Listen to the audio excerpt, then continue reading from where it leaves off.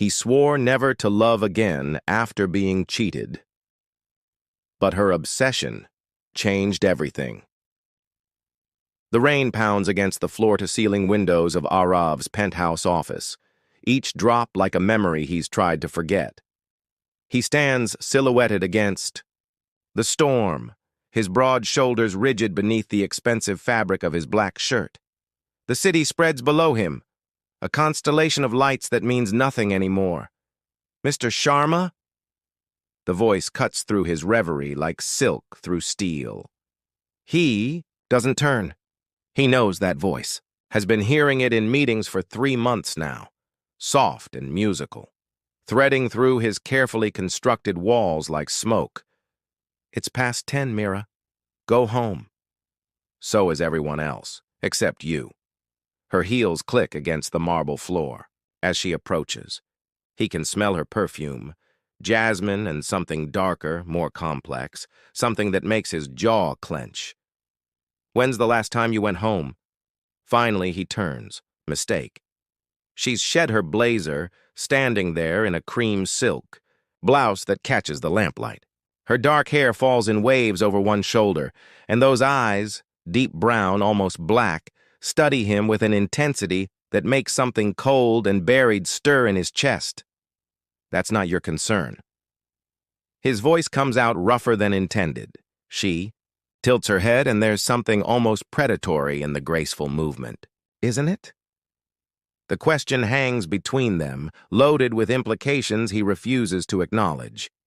This is how it started before, with Kavya, the woman who taught him that love was just another word for betrayal, the woman who took his heart and shattered it against the rocks of her ambition. No. He moves to his desk, putting the massive mahogany barrier between them. It's not. But Mira doesn't retreat. Instead, she walks around the desk, her movements fluid, purposeful. "You know what I think?" I didn't ask. She's close enough now that he can see the pulse beating at her throat, the slight part of her lips as she breathes. "I think you're afraid." The word hits him like a physical blow. His hands flatten against the desk surface, knuckles going white. "Be very careful, Mira." "Of what?" She leans against the desk, her hip barely brushing his arm. The contact sends electricity racing up his spine, and he jerks away like he's been burned. "Of the truth? Of the way you look at me when you think I'm not watching?" "You're imagining things." "Am I?" She reaches out, her fingertips ghosting over his forearm. Such a small touch, such devastating impact. "Your pulse is racing." He grabs her wrist, holding it between them. Her skin is warm, soft, and he can feel her heartbeat, quick and wild. "Stop." "Why?" Her voice is barely a whisper now, but it carries the weight of a challenge. "Because you might feel something? Because you might remember what it's like to be human instead of this statue you've made yourself into?" The words cut deep, finding scars he thought were invisible. His grip tightens on her wrist. Not enough to hurt, but enough to anchor himself. "You don't know what you're talking about." "I know you're not sleeping. I know you work 16-hour days because going home means being alone with your thoughts. I know you take your coffee black because anything else reminds you of sweetness, and you've convinced yourself you don't deserve sweet things anymore." How does she see so much? How does she cut through his armor like it's paper? "I know." She continues, her free hand coming up to rest against his chest, right over his heart. "That someone hurt you so badly, you think feeling anything is a betrayal of your own survival." The storm outside seems to echo the one building inside him. Thunder rolls across the sky, and lightning illuminates her face in stark relief. She's beautiful, devastatingly so, but it's the fierce intelligence in her eyes that undoes him. The way she looks at him like she can see straight through to his soul. "And I know," she whispers, rising up on her toes so her breath fans across his jaw, "that despite everything you tell yourself, you feel something for me too." His control snaps, Not into action, but into stillness so complete, it's terrifying. He releases her wrist but doesn't step back, doesn't put distance between them. For a moment that stretches like eternity, they stand frozen, her hand still pressed against his thundering heart, his dark eyes locked on hers. Mira. Her name falls from his lips like a warning and a prayer combined. She smiles then, soft and knowing and dangerous. Say it again. But before he can respond, before he can make the mistake that will change everything, his phone buzzes against the desk. The spell breaks. Reality crashes back in waves. He steps back so quickly, she stumbles, and the distance between them might as well be an ocean. Go home, he says, his voice carefully controlled again. Now. She straightens, smoothing down her blouse, but her eyes never leave his face. This isn't over, Arav. The way she says his name, like it's something precious, something worth savoring, sends another shock through his system. She walks toward the door, pausing only to look back over her shoulder. Some walls, she says softly, are meant to be broken. Then she's gone, leaving only the scent of jasmine and the echo of thunder. Arav remains standing in the silence, his heart pounding against his ribs like a caged thing desperate to be free. 3 days. 3 days since that night in his office, and Arav hasn't seen her. Not in the halls, not in meetings, not even in the break room where she usually steals extra sugar packets for her tea. Her absence is a presence itself, filling every corner of his carefully ordered world. He tells himself he's relieved, tells himself the tension in his shoulders has nothing to do with scanning every doorway for a glimpse of dark hair and knowing eyes. He's lying. The elevator opens on the 42nd floor, and there she is, waiting. Like she knew exactly when he'd arrive. Going up? She asks. Though they both know the executive floor is the highest the elevator goes. He should take the stairs, should make an excuse. Instead, he steps inside, and the doors close with a soft whisper that sounds too much, like fate. They're alone in a space barely 6 feet square, and he can feel the heat radiating from her body. She's wearing red today, a dress that hugs her curves like a second skin and makes his mouth go dry. When she reaches across him to press the button for the 45th floor, a floor that doesn't exist, her breast brushes his arm, and he inhales sharply. Oops. She doesn't sound sorry. Wrong button. The elevator stops between floors with a mechanical sigh. Emergency lighting flickers on, casting everything in golden shadows. Well, she says, turning to face him fully. This is convenient. Mira. Do you know what I've been thinking about for 3 days? She steps closer, backing him against the mirrored wall. That moment in your office. The way you looked at me like you wanted to devour me and run away at the same time. His reflection stares back at him from every angle, trapped, cornered, wanting. The elevator will start again soon. Will it? She places her palms flat against the mirror on either side of his head, caging him in. I might have pressed the emergency stop. The confession hits him like lightning. You didn't I? Her smile is wicked, dangerous. What are you going to do about it, Arav? Call security? Report me for inappropriate conduct? He should. He absolutely should. Instead, he finds himself studying the way the light catches in her hair, the slight flush coloring her cheekbones, the way her lips curve when she says his name. You're playing with fire, he warns, but his voice lacks conviction. Good thing I like the heat. Her hands slide down the mirror to rest on his shoulders, her touch burning through his shirt. You feel it too, don't you? This thing between us. There's nothing between us. Liar. She rises on her toes, bringing their faces inches apart. Your body betrays you every time you're near me. Your pulse, your breathing, the way your eyes darken when I walk into a room. She's right, and they both know it. Every word is truth wrapped in silk and delivered with surgical precision. I watch you, you know, she continues, her voice dropping to a whisper that seems to caress his skin. During meetings, I see the way you grip your pen when I speak. I see how you never look directly at me anymore. Not like you did that first day. He remembers that day. Walking into the conference room to find her there, new to the team, vibrant and alive in a way that made everything else seem gray. He'd looked at her and felt something crack in the ice around his heart. Dangerous. She'd been dangerous from the very beginning. You're delusional, he manages. Am I? Her thumb traces along his collarbone, finding the pulse point at the base of his throat. Then why is your heart racing? Why haven't you pushed me away? Because he can't. Because despite every lesson Kavya taught him about trust and betrayal, despite every wall he's built, Mira makes him remember what it felt like to want something. Someone. I'm not the man you think I am, he says instead. No. Her eyes search, his face with an intensity that steals his breath.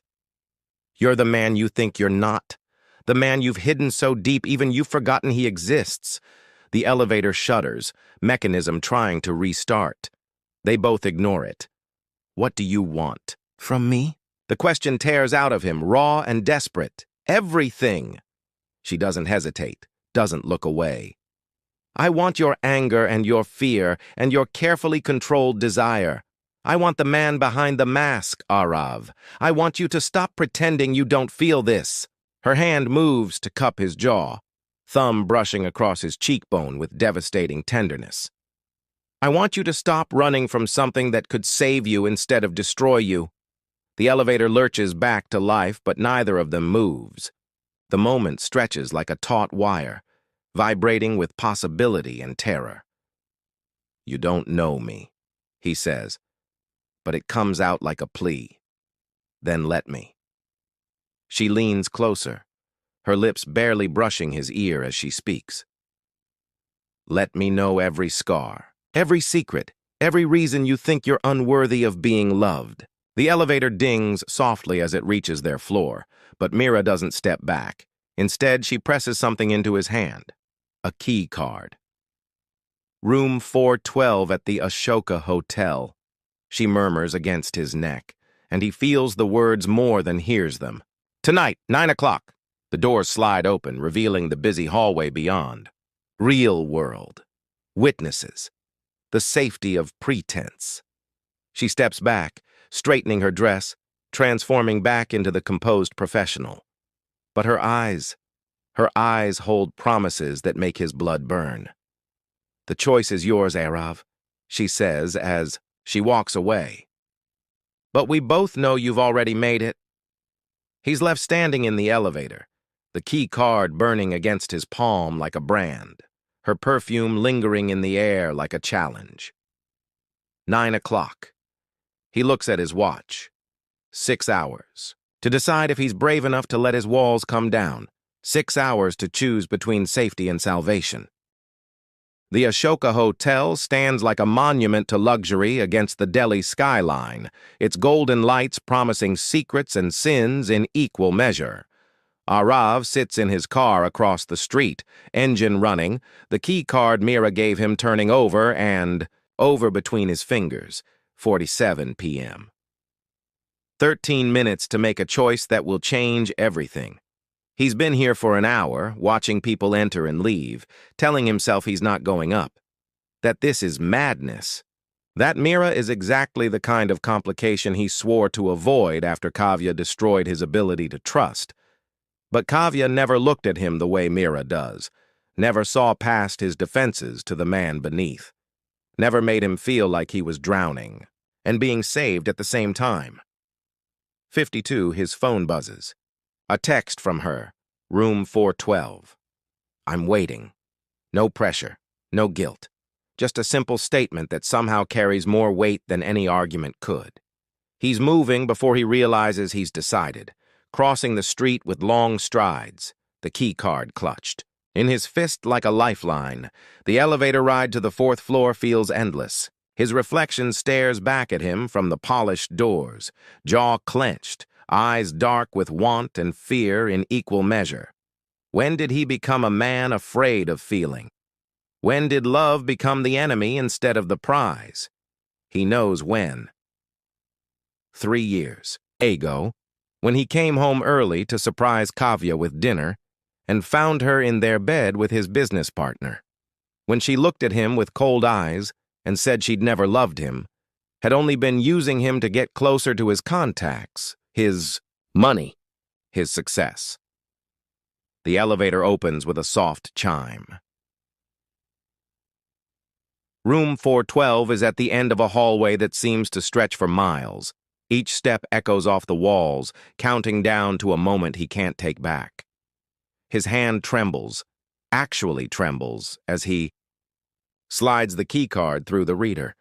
The door opens to soft lamplight and the scent of jasmine. Mira stands by the window, silhouetted against the city lights. She's changed. No longer the composed professional, but something softer, more vulnerable. She wears a flowing white dress that makes her look like a dream, like something that might disappear if he blinks too hard. You came. Her voice carries relief and something else. Hope, maybe. Or recognition.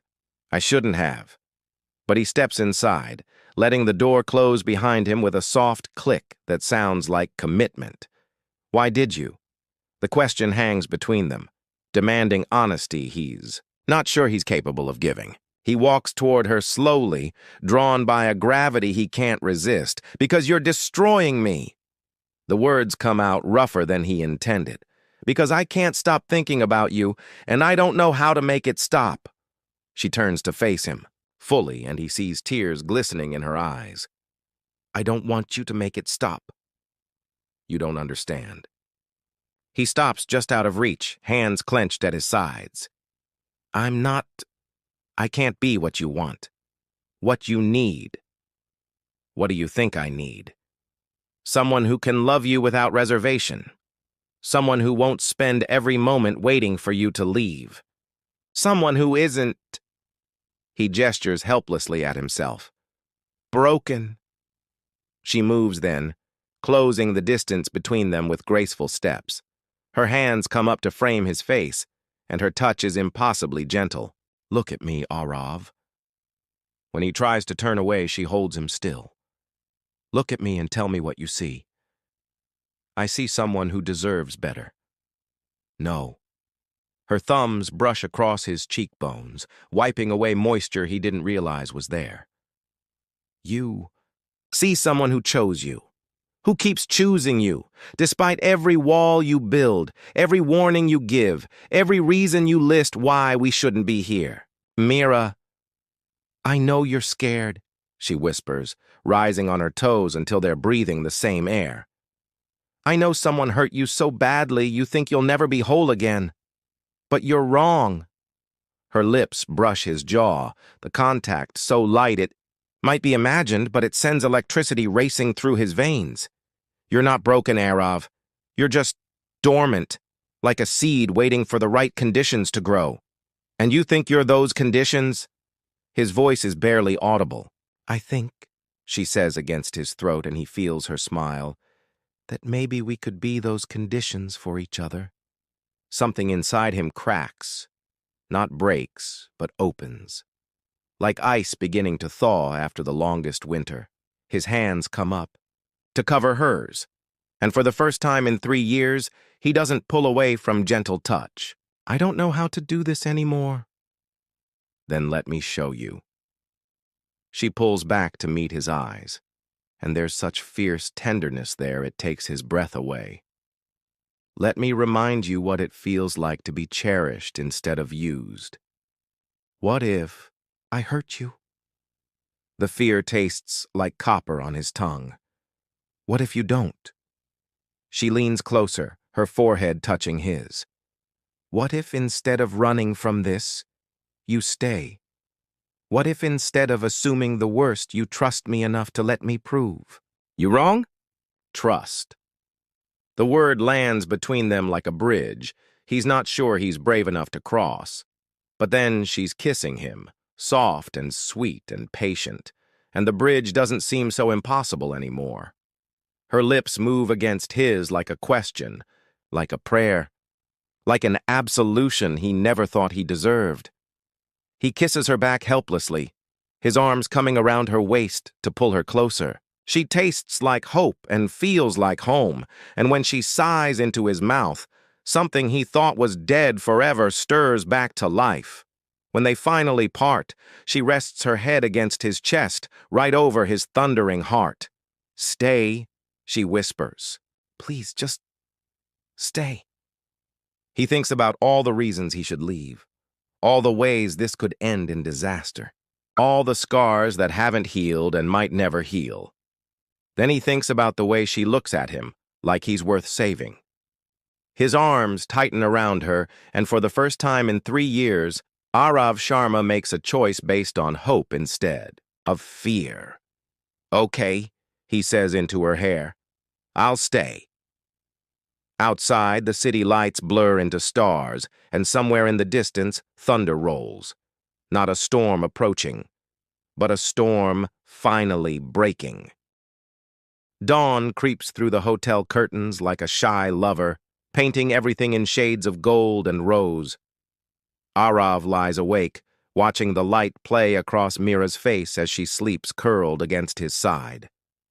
Her hand rests over his heart, and even in sleep, she holds him like something precious. He hasn't slept. Can't sleep.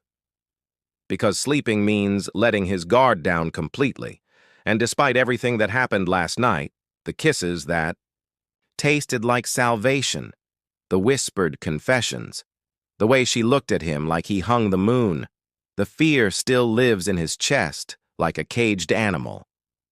What if this is all elaborate manipulation? What if she's playing a longer game than Kavya ever did? The thoughts taste like poison, but he can't stop them from coming. Mira stirs against him, and when her eyes flutter open, they're immediately alert, focused on his face with that unsettling perception she seems to possess. "You didn't sleep." It's not a question. I'm fine. She pushes herself up on one elbow, her hair falling like a curtain around them. "No, you're not. You're spiraling." The accuracy of her observation hits him like a slap. "I told you I don't know how to do this. So teach me what you need." Her voice is patient, but there's steel underneath. "Help me understand what's happening in that brilliant, terrified mind of yours." "You want to understand?" The words come out harsher than intended, 3 years of pain sharpening them into weapons. "I woke up every morning for 2 years believing I was loved, built my entire life around that belief, and then I discovered it was all a lie." Mira doesn't flinch, doesn't look away. "I'm not her." "How do I know that?" The question tears out of him, raw and desperate. "How do I know you're not just better at hiding your agenda?" For a moment, hurt flickers across her features, there, and gone so quickly he might have imagined it. Then her jaw sets with determination that would be intimidating if it weren't so beautiful. "You want proof?" She sits up fully, the sheet pooling around her waist. "Fine, let me give you proof." Before he can ask what she means, she's reaching for her purse, pulling out a folder thick with papers. She drops it on his chest with more force than necessary. "What is this?" "Everything." Her voice is quiet, controlled, but he can see the tremor in her hands. "Every job offer I've turned down in the past 6 months. Every headhunter who's called. Every opportunity I've ignored, because they would mean leaving Delhi, leaving you." He opens the folder with numb fingers. The papers inside are real. Offer letters from companies in Mumbai, Bangalore, New York. Positions that would be career-defining moves, with salaries that make his breath catch. Why? The word comes out strangled. "Because I'm obsessed with you, Arav. Because from the moment I walked into that conference room and saw you trying so hard to feel nothing, I knew I was in trouble. She's crying now, tears streaming down her face, but her voice never wavers. Because I've spent 6 months learning everything about you, not your business contacts or your bank account, but you. The way you take your coffee, the fact that you donate anonymously to 3 different charities, how you always hold the elevator for people even when you're running late. She wipes her eyes with the back of her hand, leaving streaks on her cheeks. I know you read Urdu poetry when you can't sleep. I know you have nightmares about being alone. I know you haven't spoken to your parents in 3 years because you're too ashamed to tell them how badly you were betrayed. Each revelation hits him like a physical blow. Things he's never told anyone, details so small and personal he barely acknowledges them himself. How? Because I pay attention. Because when you love someone, really love them, you notice everything. Her smile is watery but fierce. I notice that you touch your left wrist when you're nervous. I notice that you never eat the last bite of anything because you were raised to share. I notice that you still leave space on the right side of your bed even though you sleep alone. The folder falls from his numb fingers, papers scattering across, the white sheets like pieces of his shattered assumptions. I don't want your money, Araf. I don't want your connections or your influence or anything except you. Stubborn, damaged, beautiful you. She leans closer, her hand covering his heart. Again, I want your 3 a.m. conversations about books. I want to hear you laugh, really laugh the way you used to. I want to be the person you trust with your fears and your hopes and your terrible jokes that only make sense to you. Mira. Her name falls from his lips like a benediction. I know you can't trust easily. I know I'm asking for something that feels impossible, but I'm not going anywhere. She presses her forehead to his, and he can taste her tears. I'll wait as long as it takes for you to believe me. I'll prove it every day until the fear stops being louder than what we could have together. Something breaks inside him, not shatters, but breaks open, like a dam giving way to a flood that's been building for years. His arms come around her with desperate strength, pulling her against him like she's the only solid thing in a world gone liquid. I'm terrified, he admits, against her hair. I know. I don't know how to love someone without waiting for them to leave. Then let me teach you. She pulls back to look at him, and her eyes hold promises that make his chest tight with hope and terror. Let me love you so well that leaving becomes impossible to imagine. When he kisses her this time, it tastes like surrender, like acceptance, like a man finally ready to believe in tomorrow.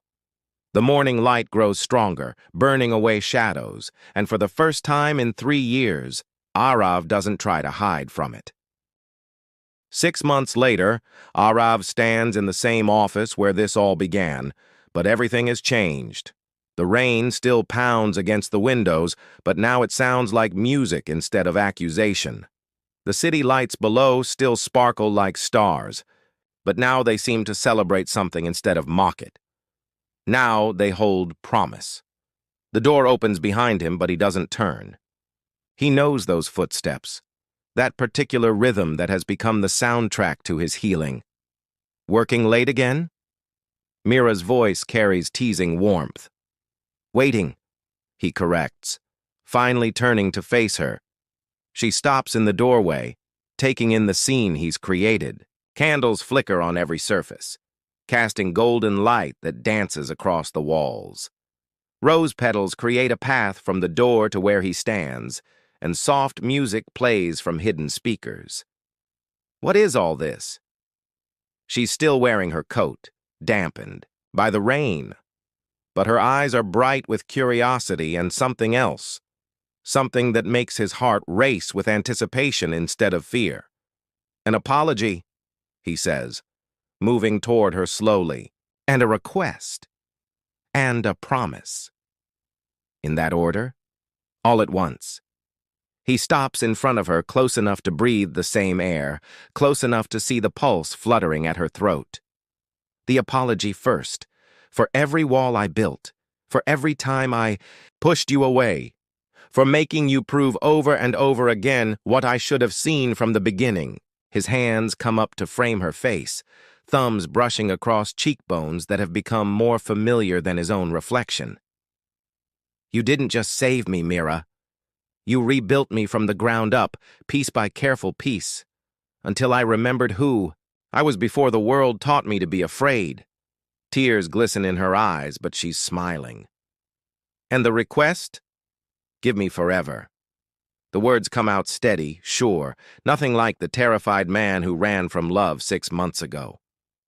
Give me your mornings and your midnights, and every moment in between. Give me your laughter and your tears and your terrible taste in romantic movies.